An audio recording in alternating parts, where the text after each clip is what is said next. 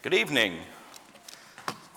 It's always intimidating to stand up in front of a crowd of people you know, but it's always great to look out and see so many smiling faces and know that you're here to worship the Lord and that you trust me to give you maybe a shot in the arm, a little pep talk at this point, sort of lead us in the right direction. I really appreciate the elders giving me this great responsibility, and I'm going to steal a line from Travis saying, if I say something wrong and it's not on purpose, you'd be my friend to come and talk to me about it and say, hey, what about this? And I'll say, oh, okay, let's think about that. And that's what I love about this congregation is that we've always got each other and we've always got people to turn to. So tonight, I'm going to show you some pictures to start. This car pulls up in front of your house, and the guy gets out of it and he walks up to your door and he knocks on it and he says, you know what? I'm a NASCAR driver. Would you be surprised? Would it shock you that this man says, you know what, I work for McDonald's. I drive this car, I make a whole bunch of left-hand turns. Would it surprise you at all? I'd hope the answer is no, unless you just can't see the car. He parked behind another car. He's probably going to be wearing his jumpsuit too with all his other logos and sponsors on it. But you would not be surprised in the least that this man works for McDonald's and drives a NASCAR. If these two people standing in line at you trying to get in a Lambeau Field said, you know what, we're Packers fans, would it surprise you? Would you look at these people and be like, no, don't you lie to me, you like the Ravens? No, these people are Packers fans. It would not surprise you in the least. If you walked into somebody's house and this was sitting on their kitchen table and you said, I bet you're a Star Wars fan, and they said, what's that? Would that surprise you? Would me. They'd probably would tell you when each of these was worn in each specific movie. My house probably looked more like that than the sports stuff, but you know. So that's the question I want to ask you. Do you surprise people? When you live and you do your life and you have the things that you are and that you talk about and you show and the stories that we tell, do you surprise people? I'm going to start off by looking at this verse. Matthew 7:15 through 20. All my verses are going to come from the New American Standard if you want to follow along. So it might be a little different, but this is where I'm coming from. So Matthew 7:15 through 20. And a lot of my verses are going to be up here. So if you want to flip, go ahead. I know I get distracted real fast and I keep reading when everybody else stops. But it's up here. Beware of the false prophets who come to you in sheep's clothing, but inwardly are ravenous wolves. You will know them by their fruits. Grapes are not gathered from thorn bushes, nor figs from thistles are they.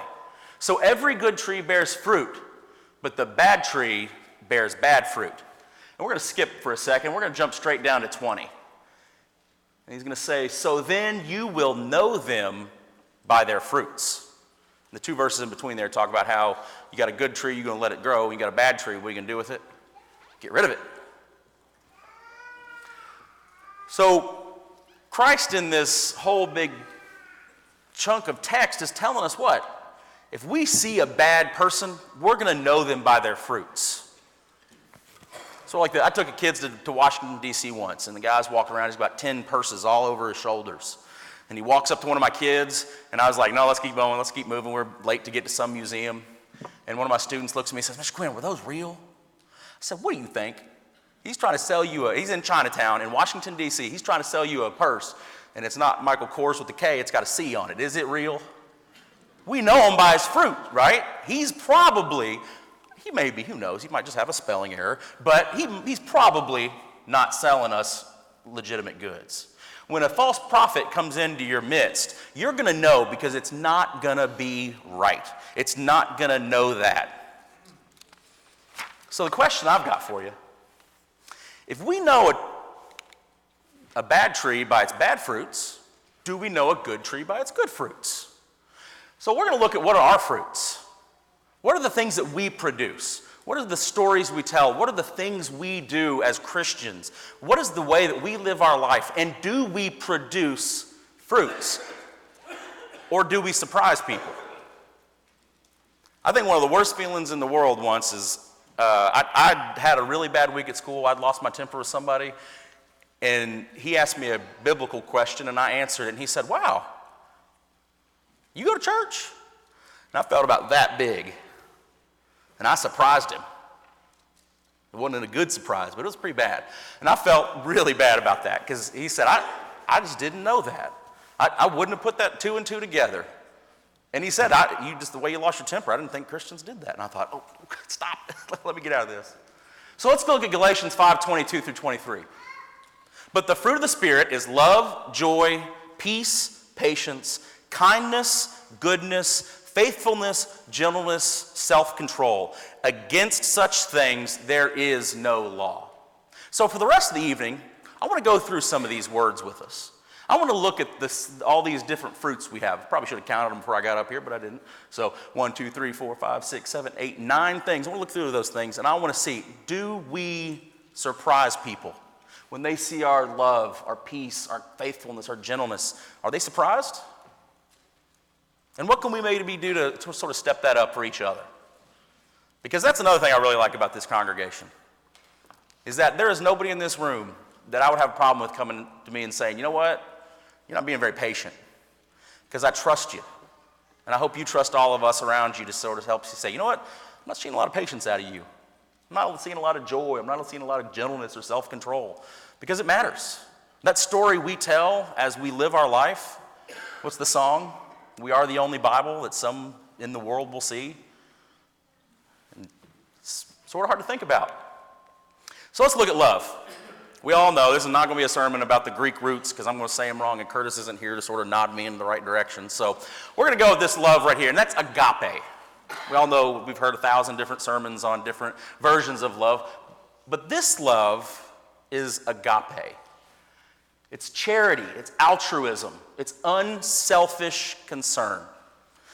And so for each of these words, I found a verse that I think sort of drives it home.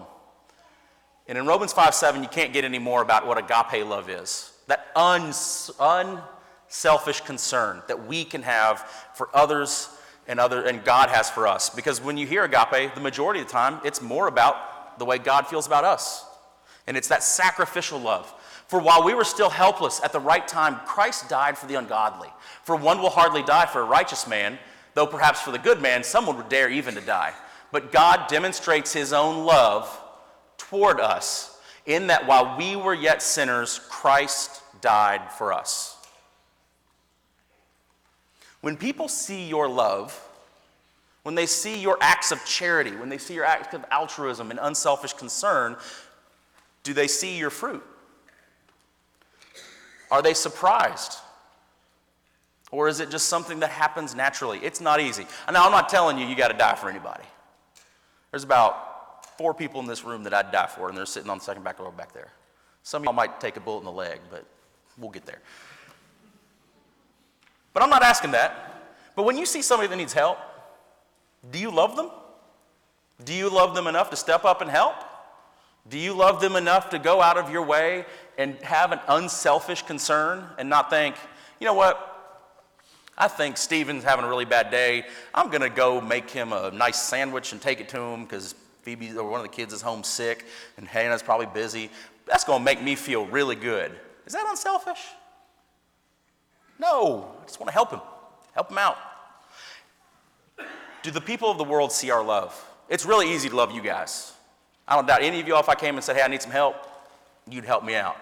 Don Smith came home from my house one night. He was on my roof fixing a gutter just because I'd mentioned that I had a gutter messed up.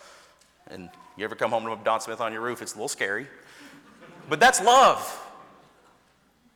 That's everything. So do they see our unselfish concern? Do they see our charity and our altruism? Or are they surprised? Are they surprised by the fact that maybe we do go out of our characteristics, our characteristic just meh response? Let's take a look at joy. A feeling of great pleasure or happiness. And the one that always comes to mind, my preacher growing up would always quote this, and Brad always talks about this one. So this is the one that immediately when I thought joy. I tell you that in the same way there will be more joy in heaven over one sinner who repents than over the 99 righteous persons who need no repentance. They talk about shouting from the jasper walls and everybody just being overjoyed. Now, am I saying you have to be, if you've ever seen the movie the Pixar movie with all the emotions. And she's just always so happy, so bubbly and all that stuff. Because we all know people like that, and they're so happy. And it's great to be around them, and then after about 10 minutes, you just want to be like, okay, slow down, slow down. Are we saying you got to be like that? You have to be bubbly and always over the top? No. But should people know that you feel joy? Does your fruit show joy? When someone comes forward, when somebody asks for help, when somebody admits that they want to become a Christian and obey the gospel, is your first thought, oh man, we're going to be about 20 minutes over now? Or, oh, this is going to be awkward because we're all going to be sitting around staring. Does the song leader have the songs ready? Is it going to be this? Is it going to be that? Or is it joy? Does your heart burst? Or doesn't it? Does the way you live your life out in the world, not among us, are the fellow believers, do they see the joy that you have because of the love of Christ? Does it radiate from you? Some hard questions. I always say, preach what you need to hear. And this is one of them I need to hear. Are we happy that we're saved? Are we happy that we are members of a family of believers that one day will hopefully get to see God in heaven? So does your joy surprise people? Or, this is a hard one, does your lack of joy surprise people? Are you one of those people that's not moved by anything? Nothing's happy. Can't ever be happy about anything. Somebody gives you $5 and you complain because it's not 6. It's hard to think about. But peace. Freedom from disturbance or tranquility. Now, you all know I teach middle school, so I do not experience much peace in my life. And I do not get freedom from disturbance or tranquility. But in John 16:13, that's the verse that came to mind for me, is these things I've spoken to you so that that in me, capital M, you may have peace. In the world you have tribulation, but take courage. I have overcome the world. So do we have peace? How's your fruit look for your peace? Are you a whirlwind wherever you go? Are you never tranquil? This sort of goes back to the joy one. Are you always mad and upset? This one, are you always just people, nobody wants to talk to you? Everything's horrible. World's coming to an end. We're terrible. Everything's bad. All this and that and the other. Or are you free from disturbance and tranquility? Now, I'm not telling you to be unconcerned about some bad things that are going on. But there's a difference between being disturbed by evil and being untranquil and disturbed to a point that you are not at peace. That's a hard one.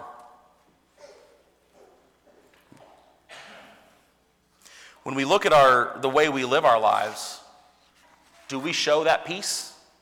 Do we radiate that peace that passes all understanding? Do we come at our life with a situation where we look for ways to be peaceful, to be that anchor for some people that come to it?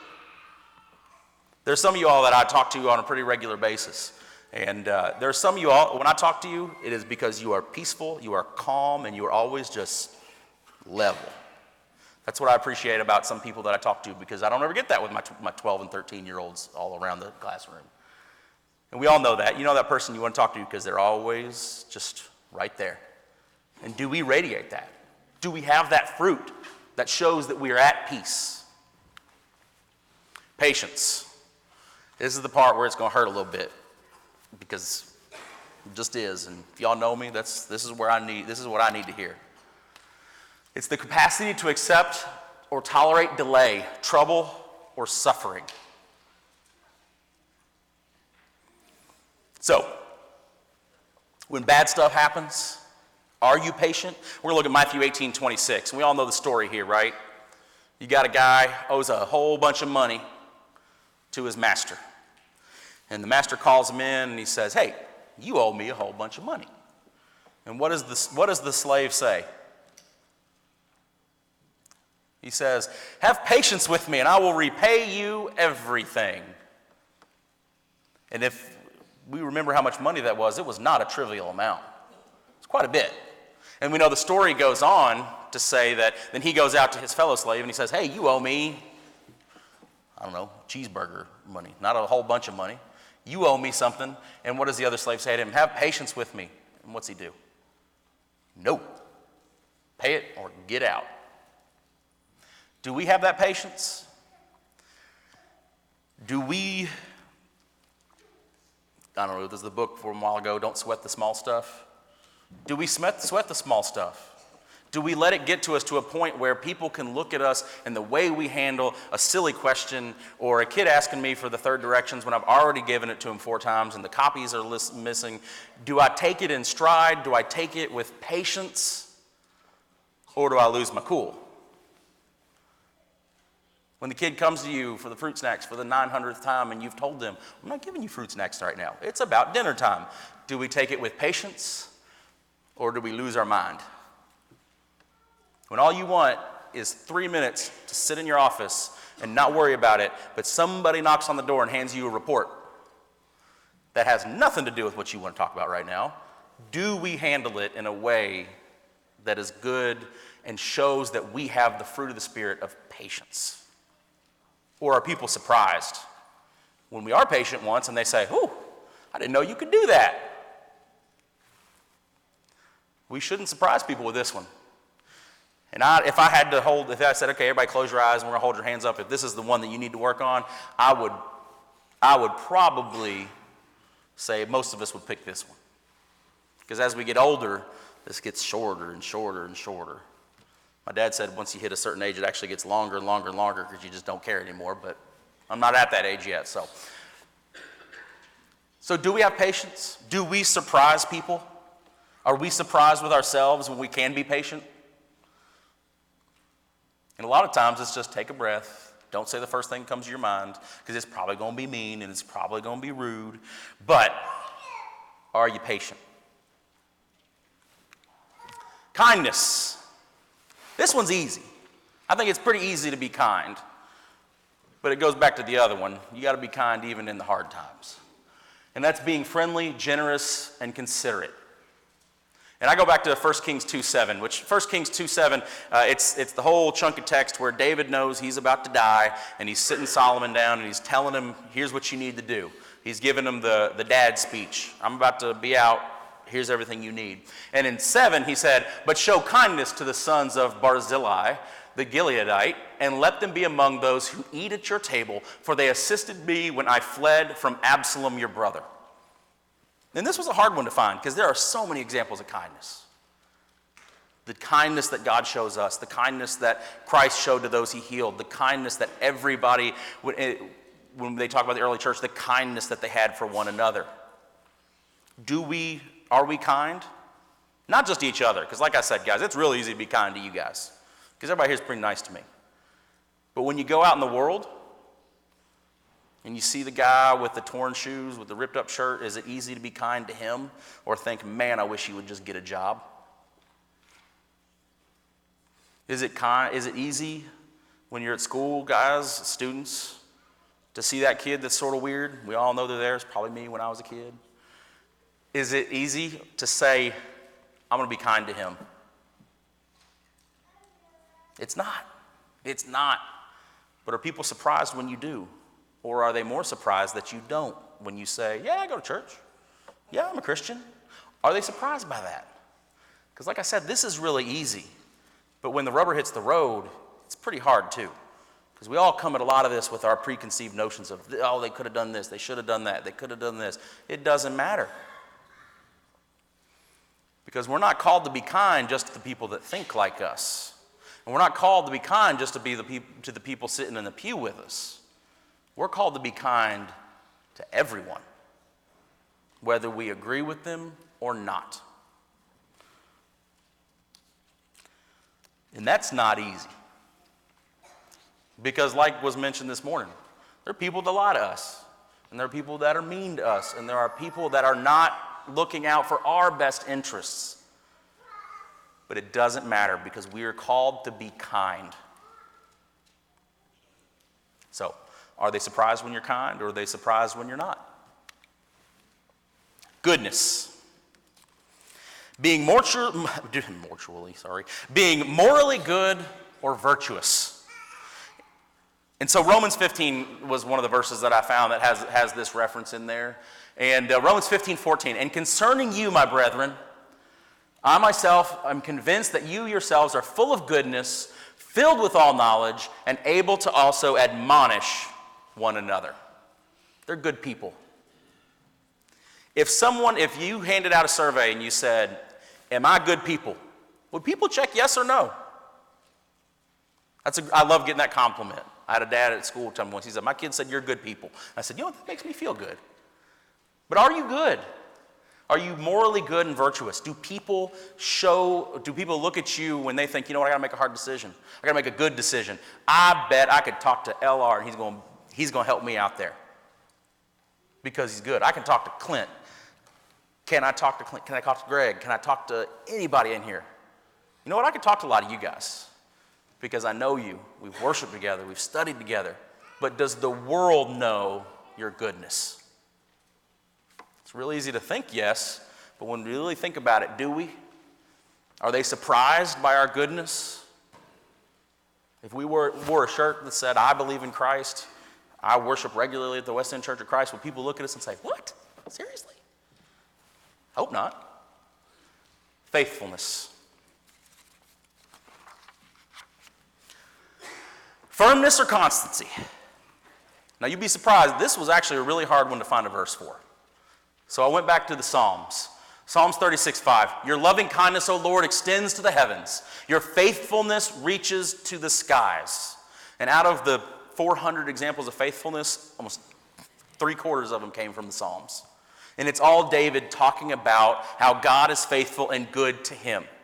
If you ever had a chance to watch it, there's a new documentary on about called Searching for a King, and it's all about finding David and looking at evidence and historical evidence for David. It's really interesting, and it puts a lot of what he writes into perspective when you see where he writes them. The caves he hid out in, the cave where supposedly he snuck out and cut the hem of Saul's garment. And it's neat to get this. And when you think of the faithfulness of how God stood by him, even though he messed around with Bathsheba, even though he had a man killed, even though he was not a good man, God was faithful to him. And every time brought him back and corrected him. And he was still called what? A man after God's own heart. So faithfulness. Are we firm? Are we constant in our love of God? Or when something goes wrong, do we split? Do we think, I can be mean this time. I can be rude this time. Or are we committed to the love of God and showing that love through his word to those around us? It's a hard question to ask. But would people be surprised by our faithfulness? Do people know not to invite you out on a Sunday morning? Do people know that you're going to always be at services?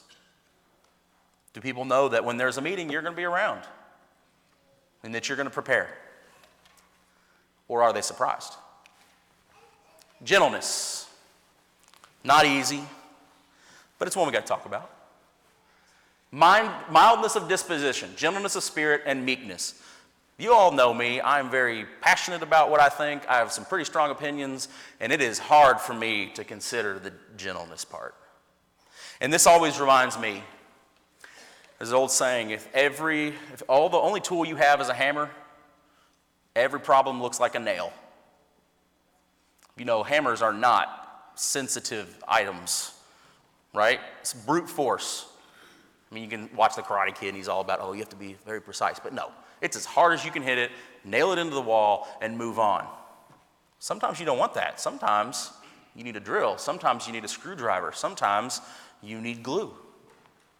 But if every problem you face is with overbearing and brash and harsh, are you showing the meekness, the gentleness that your spirit, your fruit is supposed to show? So I put James 3:13 up there, and then after I got that, I thought of something else. But James 3:13, who among you is wise and understanding? Let him show by his good behavior his deeds in the gentleness of wisdom. You ever heard somebody say, you know what, there's a way to be right wrong. Totally a way to be right wrong. So if I got a kid that comes to me and he brings me a paper, and it just has, he's supposed to be about Rome, and he's talking about Greece. And I look at him and I say, that's got to be the dumbest thing I've ever heard in my life. I can't believe you walked in here and chewed gum at the same time.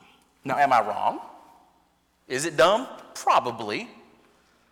But could I be a little more gentle? Totally. I could go to them and say, hey, look, you've made some really good points about Greece. I can see you paid attention last unit. Let's see what we can do to maybe shift that over, make some connections to Rome in here. Or if somebody comes to you and they say, you know what, I'm having a really hard time with my internet usage right now. You look at them and say, well, turn it off.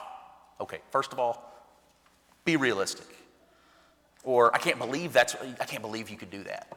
How could you do that? Or, you know what? I know that's a big problem. What can I do to help? Or just sit and listen. Are people surprised by our gentleness? Because like I said, all these so far, it's really easy to be sort of gentle with you people. I know I'm not the most gentle human being, but it's easy to be gentle with us, the people in the pews with us, people that think like we do. But when we face the world, do we attack it with the sledgehammer? Or do we use the sword or the scalpel? Sword has a purpose, but the scalpel has one too. Sometimes the scalpel is cleaner, easier. The reason they use those little tiny blades in surgery is because they're easier to clean up after. You can be more targeted. So are we gentle? The verse that I came into mind after that was Proverbs 15:1. And it's, a gentle answer turns away wrath, but a harsh word stirs up anger. And gentlemen, if your wife has ever come home and you don't have anything done, and they say, what have you done all day? And you give a harsh answer, we understand the stirs up wrath part of that comment. But if we have a better, softer answer, might just turn the wrath away a little bit. So think about it. Are people surprised by your gentleness? When you are gentle, do people say, that's out of characteristic? Or when you're harsh, do people think that's out of characteristic? Are you showing that fruit to the world? Self-control. So self-control is the virtue of one who masters desires and passions. And in 2 Peter 1:6, and in your knowledge, self-control, and in your self-control, perseverance, and in your perseverance, godliness. Peter here is telling them how to build up themselves in their Christian faith. And he even says, get your knowledge. But as soon as he says, once you got your knowledge, what does he tell them to do next? Get a hold of yourself. Get control. Don't chase every single passion. Don't chase every single idea, every little whim, every little fancy. Control yourself. What's the verse? A man who controls his tongue. Can't think of the word. It's just completely out of my brain. But control yourself. And this one, to me, goes back to everything else. Because it all comes back to, do we have control of ourselves in the way that we present ourselves and show the world our fruit? And if you can have all the patience in the world, and you can have all of the kindness and joy and gentleness, but if you don't have any self-control, it doesn't matter. Because you're not going to show it. So, are you showing it? Are they surprised? Are they not surprised? That's the question. So I know we went through a bunch of whole words real fast and gave you a lot of different verses to think about, but what does your fruit show? What do you present to the world? What story are you telling? Are you telling a story of a person who might not have been a great person, who's trying their best to follow the Word of God? Are you telling the story of a person who was raised in the church but still is trying to make themselves better every time? Are we living our story in a way that shows the people around us that we trust God? Or do we surprise them when we say, hey, I got a meeting coming up. This is going to be a neat lesson. We talked about this the other day. Why don't you come with us? You go to church? Really?